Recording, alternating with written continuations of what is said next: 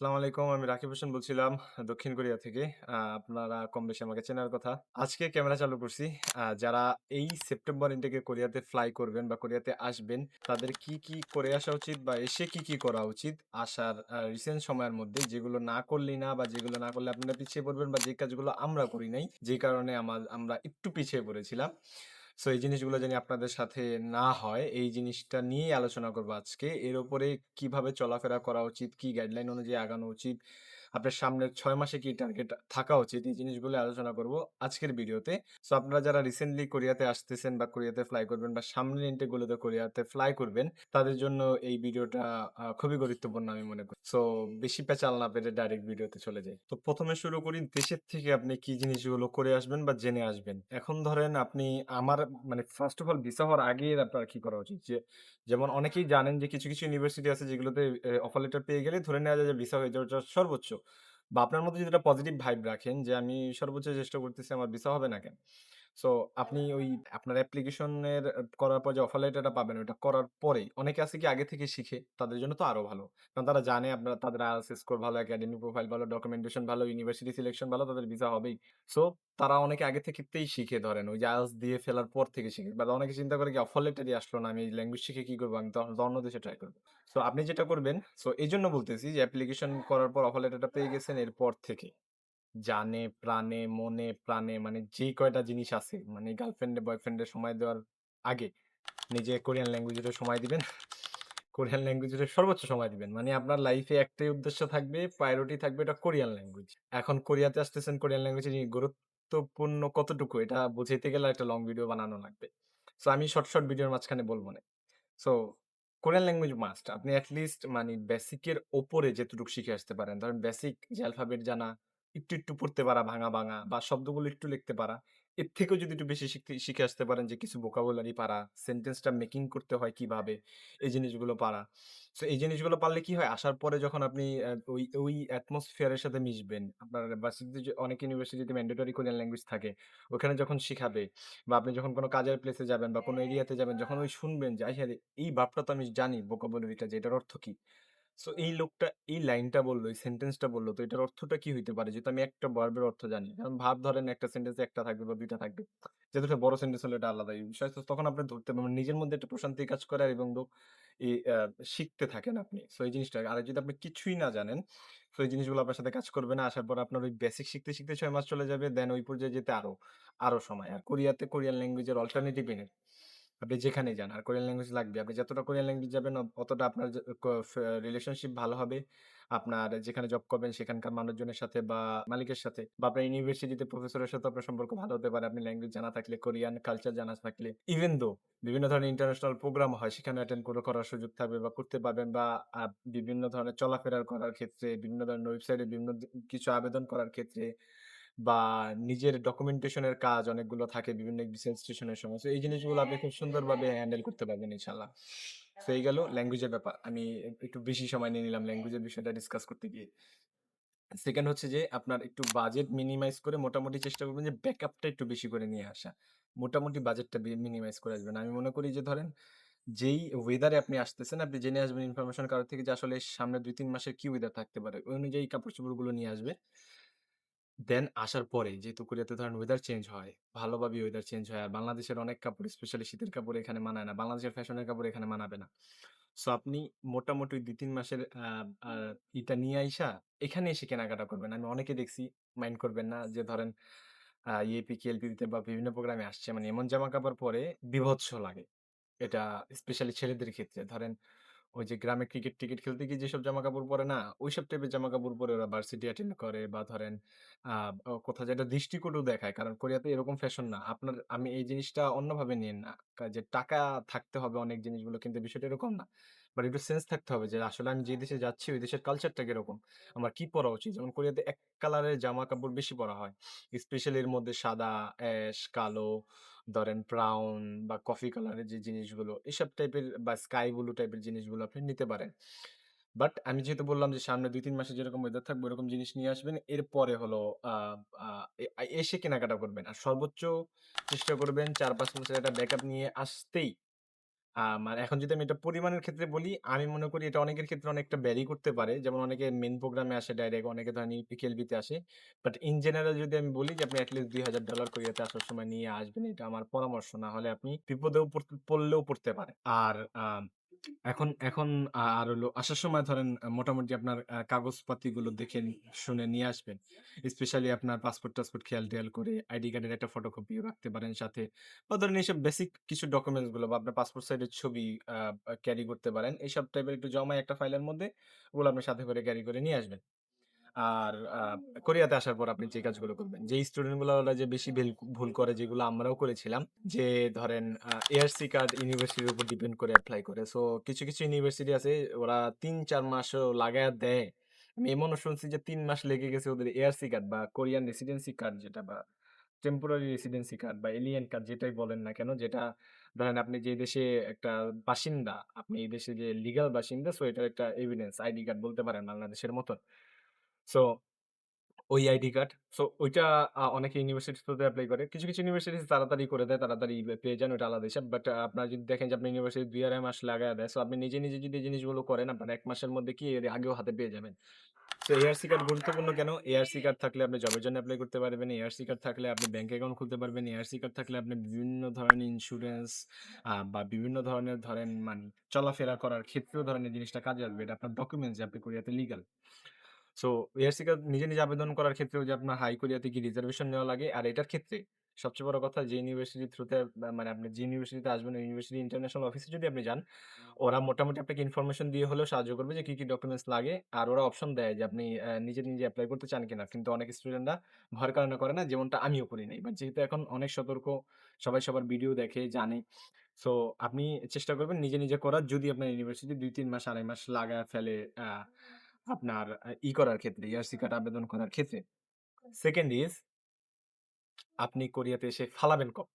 ভাই আমি একদম মন থেকে বলতেছি। এটা কোন ফালানের কথা বলতেছি? ফার্স্ট ফালানের কথা বলি। ফুটবল খেলতে যাওয়া, ট্যুরে যাওয়া, ট্র্যাকিং এ যাওয়া, এই যাওয়া, সেই যাওয়া। আমি আমার গত ইনটেক এ ৩-৪ জন স্টুডেন্টকে চিনি। ভাই একটা জিনিস মনে রাখবেন, আপনি হলো কোরিয়াতে এতিম এক কথায়। বাংলাদেশে বাবা-মা না থাকলে যেরকম এতিম, জানি না কথাটা কিরকম নিবেন। বাট এখানে আপনি এতিম। এক কথা হচ্ছে আপনার কিছু হলে কেউ দেখার নাই। আর সবচেয়ে বড় কথা এখানে এক্সপেনসিভ। যেহেতু আপনি রিসেন্ট আসবেন, আপনার হাতে ওরকম বাজেট, আমরা ধরুন ২-৪ বছর যাদের হয়ে গেছে, ২-৩ বছর হয়ে গেছে, তাদের একটা ব্যাকআপ থাকে বা কারো সাথে লিঙ্ক থাকে যে ২-৪ লাখ বা ধরেন বাংলা টাকায় ৫০,০০০ ৳১,০০,০০০ চাইলে পাবো। কিছু একটা আবহ-বিপদ হলে কাটায় উঠতে পারবো। বাট এই জিনিসটা আপনাদের ক্ষেত্রে হবে না। সো এই ফালাবেন কম। আমি ধরেন লাস্টের দিকে এরকম মানুষ চিনি। আসার ৩ দিনের মাথায় ফুটবল খেলতে গিয়ে পা মচকে ফেলছে, পায়ের লিগামেন্ট ছিঁড়ে ফেলছে। ট্রাকিং করতে গিয়ে পাহাড়ের থেকে পড়ে গেছে, পানিতে লাফ দিতে গিয়ে পাথরের উপরে গিয়ে পড়ে কোমরের হাড্ডি ভেঙে ফেলছে। অভাব নাই এরকম কাহিনী। লিটারেলি পা ভেঙে ফেলছে, এখানেই পড়ে রইছে। এআরসি কার্ডও হয় নাই, বাংলাদেশে চলে যাবে। এমন কাহিনীও আছে। আমার এই জিনিসটা সবচেয়ে বেশি খারাপ লাগছে যে একটা স্টুডেন্ট আমি চিনি যে ওর পাও ভেঙে ফেলছে। এখন ও ধরেন বাংলাদেশে থেকে ওর মানুষ বলতেছে যে, "তুই আইসা পড়, আমরা এখানে চিকিৎসা করি।" সো দেশেও যেতে পারতেছে না, এআরসি কার্ড নাই বলে। সো অবশ্যই বেশ সতর্ক হয়ে চলেন। কারণ বিশ্বাস করেন এখানে যখন আপনি দেখবেন যে আপনার এরকম একটা অ্যাক্সিডেন্ট হইছে আর একটা মানুষ নাই। আপনি যে কিনা যেহেতু এখানে ধরেন ওই যে বাংলাদেশের মতন হোটেল নাই যে বাড়ির থেকে নামলাম, পরাটা ভাজি খেয়ে আবার বাসায় গিয়ে রেস্ট নিলাম। বা কাউরে বললাম যে ভাই পরাটা ভাজি দিয়ে খেয়া লইলাম ৳২০ ৳৩০ হয়ে গেল খাওন। বিষয়টা কিন্তু এরকম না। এখানে আপনার রেঁধে খেতে হবে যেটাই খান। আর যদি আপনি একবার হারামের তোয়াক্কা না করেন বা টেস্টের তোয়াক্কা না করেন, তাহলে আপনি কোরিয়ান খাবার যেকোনো কিছু আপনি গিয়ে খেতে পারেন। যেকোনো কনভেন্স স্টোরে গিয়ে ওটা হলো আলাদা হিসাব। বাট বাস্তব হলে কিছু একটা খেতে হবে। এর উপর চিকিৎসা। আপনার ইন্সুরেন্সও হয় নাই। আপনার এয়ারসি কার্ডও হয় নাই। চিকিৎসা করতে কোন ধরনের আপনার ডিসকাউন্ট থাকবে না, কিচ্ছু থাকবে না। আপনার কোন আইডেন্টিটি নাই। মানে লিটারেলি আপনার যদি ধরেন একটা আঙ্গুল মচকে গেছে, এটার জন্য যদি আপনি ১ সপ্তাহ চিকিৎসা নেন, আপনার বাংলা টাকায় ৳৫০,০০০ ৳১,০০,০০০ টান দিতে পারে? অস্বাভাবিক কিচ্ছু না। অবশ্যই সাবধান। আপনি যদি এই যে কথাগুলো না শোনেন, আপনি অবশ্যই সাফার করবেন। আমি যদি আমার কথা বলি বা আমাদের ব্যাচে যে বন্ধু-বান্ধবগুলো আছে, মেক্সিমাম গুলো যাদের সাথে আমার ভালো সম্পর্ক বা যাদের ওরা বাবা-মার খুবই আদরের সন্তান বা যারা বাবা-মাকে তোয়াক্কা করে অনেক। ওরা এখনো অব্দি কোন ধরনের ফুটবল ম্যাচ, কোন ধরনের দৌড়াদৌড়ি, কোন ধরনের ট্র্যাকিং বা কোথাও থেকে লাফালাফি এই জিনিসগুলো করে নাই বা কম করছে, যাতে হাত-পাও না ভাঙ্গে, এই পর্যায়ে না যায়। ইভেন দো অনেকে কিন্তু সাঁতার পারে, তাও ধরেন পানির মাঝখানে যেত না। সাইডেই গোসল করত।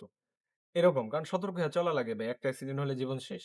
একেবারে জীবন শেষ। এর মাঝখানে তো মৃত্যুর ঘটনা আছেই। ওগুলো তো আলাদা হিসাব, ওগুলা কথা নাই বলে হায়াত মওত আল্লাহর কাছে। বাট সেফলি ভাবে চলাফেরা করাটা আপনার নিজের উপর। টোটালি নিজের উপর। সো ফালাফালি কম করবেন। মানে এক্কারে দুনিয়া জয় করে ফেলছেন, এই জিনিসটা কম করবেন। এত মানে হই হুল্লোড় করার দরকার নাই, ট্যাগিং করার দরকার নাই, ওই এক্সট্রিম ফুটবল করার দরকার নাই, বাজি খেলে ফুটবল খেলার দরকার নাই। ক্লাস টু ক্লাস ভার্সেস খেলার দরকার নাই। যে ওদেরকে হারাই দিতে হবে এই সেই বা নেপাল ভার্সেস বাংলাদেশ এরকম টাইপের মানে এরকম করতে গিয়ে অ্যাক্সিডেন্ট এর শিকার হয়েন না, যাই করেন। আমি বারবার বলতেছি কেন এরকম শিকার হইছে, অনেক সাফার করছে, কান্নাকাটি করছে। এরকম মানুষ আছে মেসেজ দিছে ভাই আমি ৩ দিন ধরে না খাই না, খাই না, শুধু পাউরুটি-মাউরুটি খেয়ে বেঁচে আছি। এরকম ভাবে আমার কান্না চলে আসে ওদের কথা শুনলে। যেটা সত্য কথা। সো আমি অনেকে কথাও শুনাইছি যে তোমরা এই কাজগুলো কেন করবা? এই গেল এই বিষয়গুলো। 2nd ফালাফালি হলো বিভিন্ন ন্যাশনালিটির মানুষ আছে, বিভিন্ন দেশের মানুষ আছে। স্পেশালি আপনি যদি পুরুষ হয়ে থাকেন, আমি বলব যে ১ম পর্যায়ে অ্যাটাচ হওয়ার চেষ্টা কম করবেন। এখন আমি আপনি বুঝতে পারছেন আশা করি কোন অ্যাটাচ এর কথা বলছি। আর এখানে যেহেতু ফ্রি কান্ট্রি, আপনি ওই টাইপের অ্যাটাচ হতে গেলে মানে ধরেন মেন্টাল অ্যাটাচ হতে গেলে ফিজিক্যাল অ্যাটাচ অটোমেটিক ২-৪ দিন পর হয়ে যায়। আল্লাহ মাফ করুক। নাউজুবিল্লাহ। সো চেষ্টা করবেন ইনিশিয়াল পর্যায়ে আসা ২, ৪, ৬ মাস ১ বছরের মাথায় কারো সাথে অ্যাটাচ না হইতে। এটা আমার পার্সোনাল পরামর্শ থাকলো। স্পেশালি অন্য ন্যাশনালিটি নেপালি, টেপালি, ফিলিপিনি, থাইল্যান্ডি, ভিয়েতনামি। তো কারণ এগুলো হলো ইজি টু ইউজ। এর উপরে ধরেন মানি খুবই ফ্রেন্ডলি। আপনি একটু সময় দিলে ওদের সাথে আড্ডা-ফাড্ডা দিলে আপনার জন্য মানি খুবই ফ্রেন্ডলি। তো আল্লাহ মাফ করুক যেহেতু আমাদের ক্লাসে কোনো অন্য দেশী নাই, নেপালি কিছু ছিল। তো আমরা এইসব জিনিস থেকে বেঁচে রইছি বা আমাদের ব্যাচ টা একটু বেঁচে রইছে এইসব জিনিস থেকে। তো এই জিনিসগুলো অবশ্যই ভাই তোয়াক্কা কইরেন আমি বলতেছি। আর আরেকটা জিনিস হচ্ছে হালাল হারাম গুলো একটু বেছে চললেন। তো সেটা হচ্ছে যে কি যেমন ধরেন আমি এসে দেখি কিছু ২ টাইপের মানুষ কোরিয়াতে আসে। কেউ ২-৩ টাইপের আছে। যাদের বাপের অঢালা পয়সা আসে কোরিয়াতে পড়াশোনা করে মদ পানি খায়, ঘুরে ফিরে খায় লয় আলাদা হিসাব। জাস্ট এক্কেবারেই টাকা পয়সা নাই। আইসা টাকা পয়সা একটু কামানো শুরু করছে ওর মানে মাথা নষ্ট হয়ে গেছে। ওর অ্যালকোহলও খাইতে হইব, মাইয়া নিয়েও ঘুরতে হবে, ক্লাবিং ও করতে হবে, ড্রাইভিং ও করতে হবে, এইটাও করতে হবে, সেটাও করতে হবে এরকম। সো নিজের একটু কন্ট্রোল করতে শিখেন। হালাল হারামগুলো একটু মেনে চলার চেষ্টা করেন। নামাজ আমি জানি যে ৫ ওয়াক্ত পড়া খুবই কঠিন ভাই। আমি এখন বর্তমানে ২ ওয়াক্ত ১ ওয়াক্তের বেশি পড়তে পারতেছি না। বাট চেষ্টা করেন যেইটাই সময়টা পান, ওই সময়টা নামাজের জন্য দেওয়ার জন্য।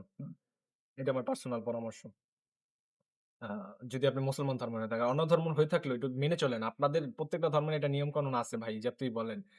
সো আপনাদের ধর্মের নিয়ম-কানুনগুলো একটু মেনে চলেন। এই হচ্ছে সবচেয়ে বড় বিষয়।